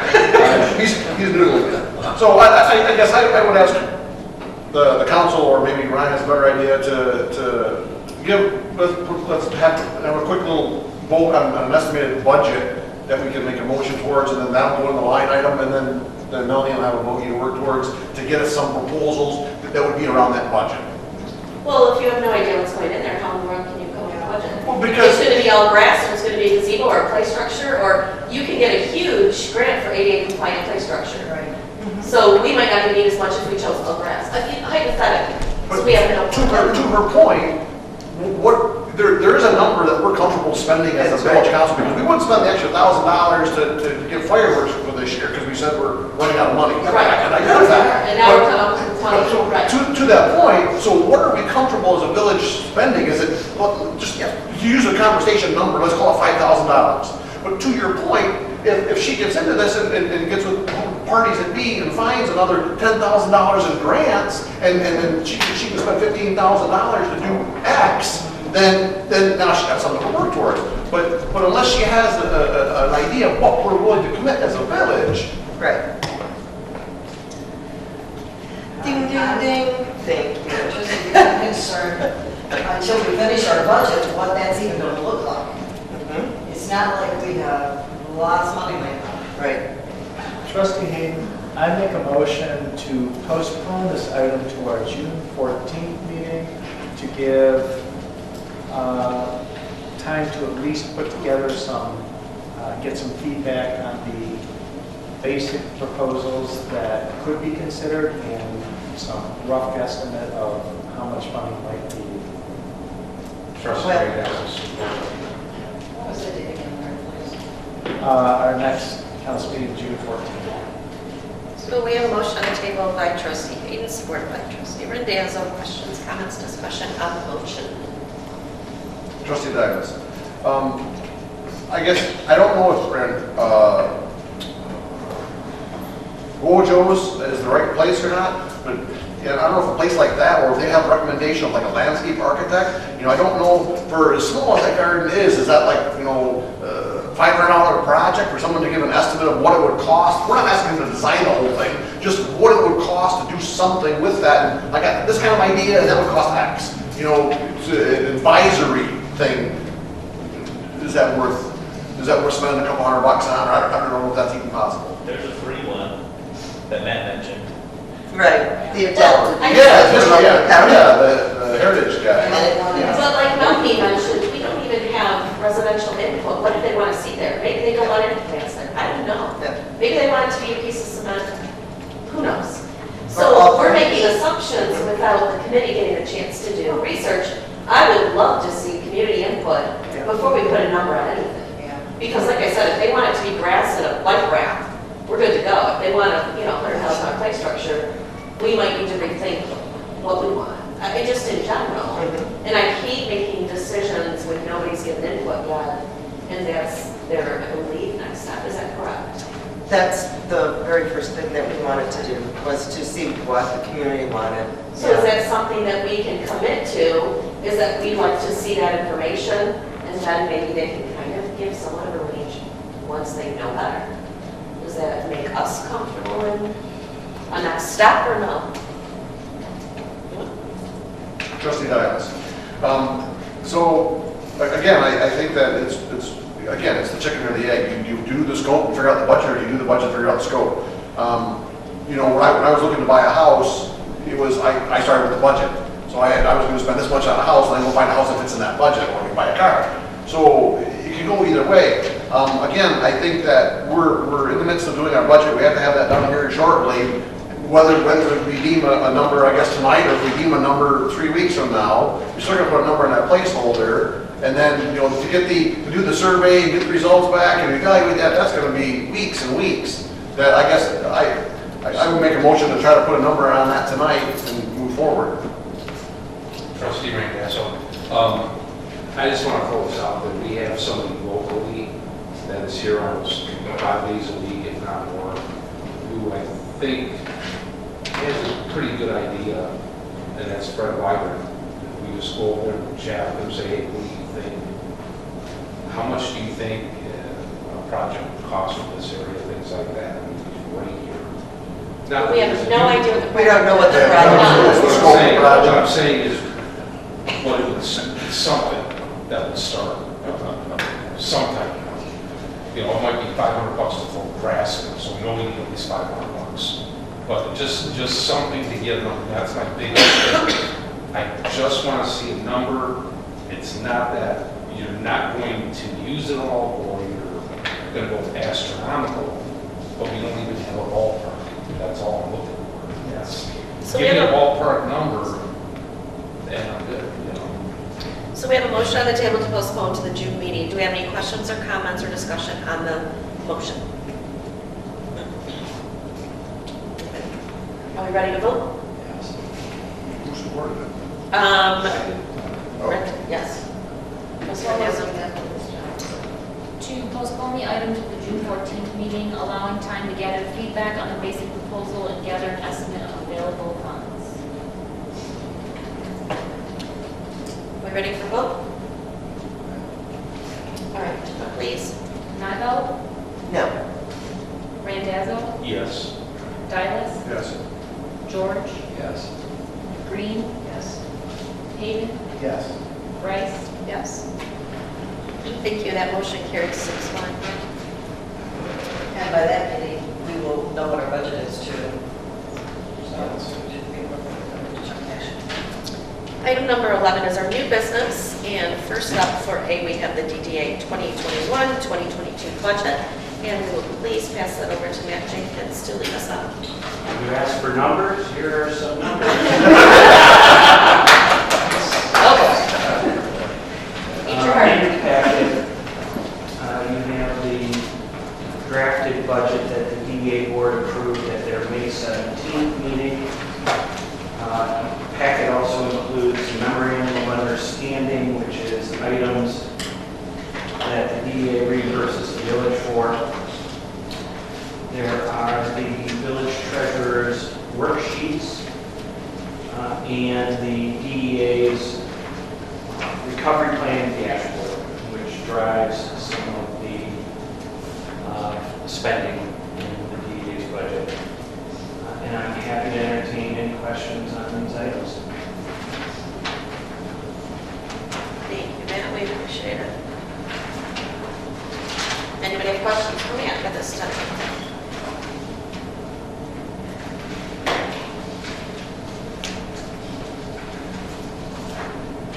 I'd like to just make a comment. I guess I'd like to personally thank Matt Jenkins and his team for all they've been doing for the village. I think Matt does an outstanding job, and so does the team. And just thanks again for all your hard work. It's a very positive part of our team board. Makes it easy. Trustee Randazzo. Matt, I'm sorry, are you looking at this? Yep. Okay, on your line item, under operating costs, 248-101, 920-000. Why is that? I mean, I get it, ongoing content updates. Who's doing the updates? Or what, are you doing the updates, or every time something gets updated, you're sending it out? Yes. Rick Derry. I'm sorry. Rick Derry, RD Designs. He is our website operator.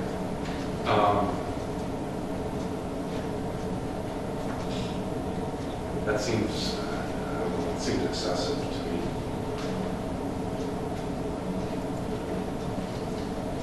There's nobody in the DDA that can do do no bids.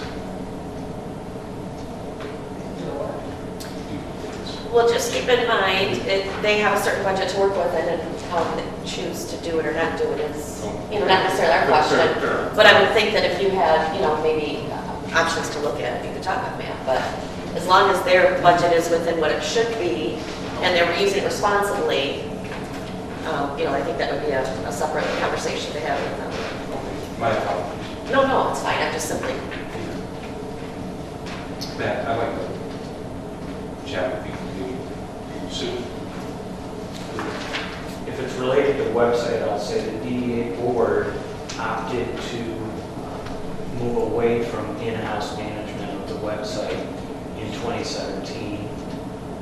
By 2018, when the new website was ready to go, so that was a board decision back then.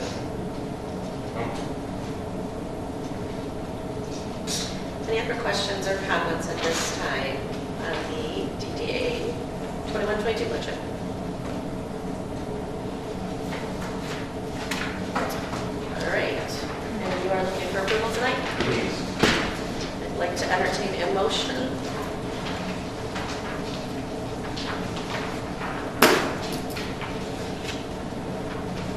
Make a motion to approve the DDA budget as presented.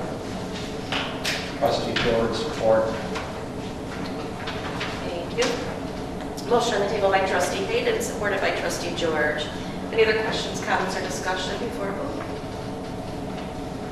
Do we need the balance or the number there at all, or are we good just? There's too many numbers in there. I just said as presented. It's not like our expenditures. I'm just asking. Oh, good question. Anybody else? Jenna, please. Randazzo, Yes. Dilus, Oh, yes. I'm sorry, Yes. George, Yes. Green, Yes. Hayden, Yes. Nigel, Yes. Rice. Yes. Thank you, that motion carries 7-0. Thank you. We very much. appreciate it. And if I could just say one thing I neglected, mentioned this to Ryan earlier, I mentioned it to the DDA board. I'll have to crunch some numbers on the new budget, but for this year, the DDA is at 65% TIP funding. That's significantly low compared to other DDAs in Main Street, Oakland County. We've made it a point in the last few years to seek out alternative revenue sources, and to the board's credit, have been pretty successful.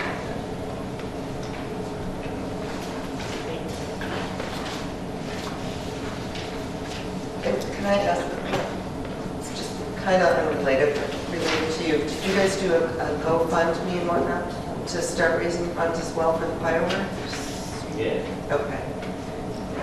We'll try and share Check that. your emails, check your Yep, Facebook feeds. we'll start sharing that. Facebook feed. Yeah. You're gonna need to come up with an extra cross. All right, new business B will be the Oakland County 2021 Local Road Improvement Program, and I will send that over to Jenna, please. So in your packet is the 2021 county match amount for the local road improvement program. And they are matching $5,119, and our minimum project cost would be $10,239.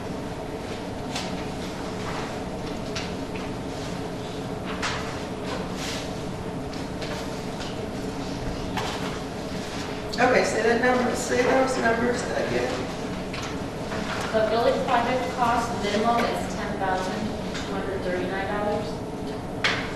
And the county match is $5,119. Last year, the county match was roughly $5,400. It's a very simple application, I believe. We've used it for crack sealing on Mill, South, and Church Street in the past. Correct. Is that where it was used last year? Yeah.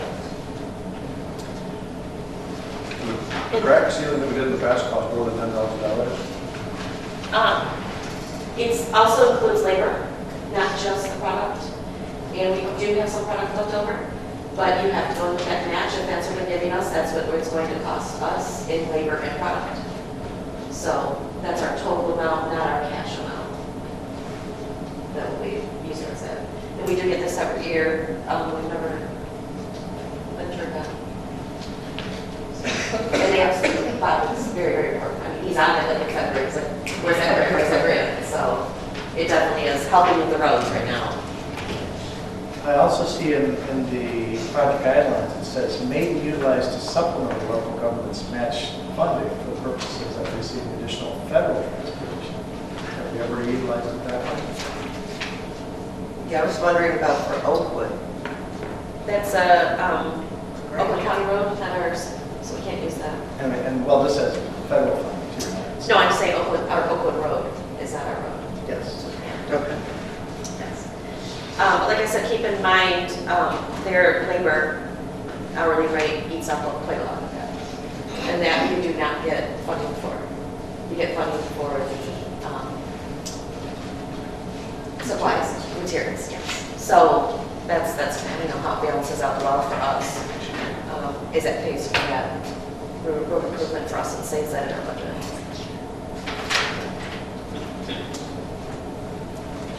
Any other? What do you want the motion to say then? Just to support the local road improvement or?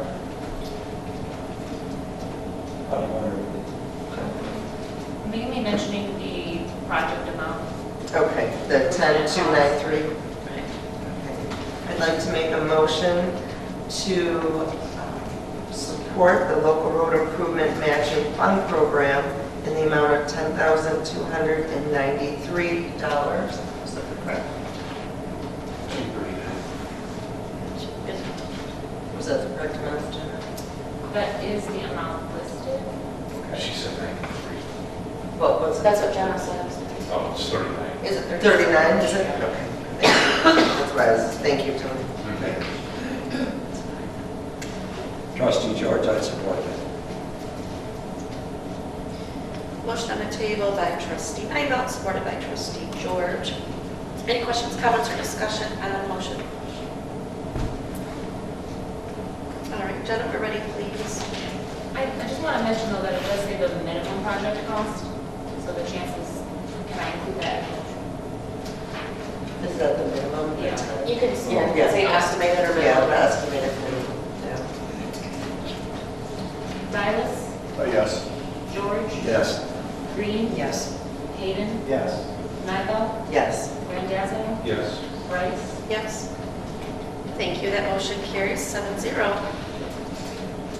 Next up is item C, which is the resolution to designate the street administrator as our new manager, Ryan Maddox, and so I'll turn that over to Ryan. In your packet, you'll find the resolution for designation of street administrator. It's pretty straightforward. You will see the language from Public Act 51 of 1951, which is the Roads Act. Each incorporated city and village to which funds are returned under the provisions of this section that the responsibility for street improvements, maintenance, and traffic operations work in the development, construction, or repair of off-street parking facilities and construction or repair of street lighting shall be coordinated by a single administrator to be designated by the governing body who shall be responsible for and shall represent the municipality in transactions with the state transportation department pursuant to this act. Bit of a mouthful, but the form pretty clearly spells out what it is and why. Questions? And you're the man on this, correct? We do legally have to have a point of contact. In order to spend those funds, we do have to have one. Yes. Right. Trustee Hayden, I make a motion that whereas section 13.9 of Act 51, Public Acts of 1951 provided that each incorporated city and village to which funds are returned under the provisions of this section, that responsibility for streets improvement, maintenance, and traffic operations, work and development, construction or repair of off-street parking facilities, and construction or repair of street lighting shall be coordinated by a single administrator to be designated by the governing body, who shall be responsible for and shall represent the municipality in transactions with the state transportation department pursuant to this act. Therefore, Be it resolved that the village council designates the village manager as the single street administrator for the village of Ortonville in all transactions with the state transportation department as provided in section 13 of the act. You do have to have a name. A name, village manager Ryan. It has to have the not, okay, village manager Ryan Matt specifically? I still support that. All right. So do we have to redo this motion if Ryan leaves us tomorrow? Yes. Yes. He is the designated Or do we give the village manager? person. All right, we have a motion on the table by trustee Hayden, supported by trustee Green. Who wants that read back?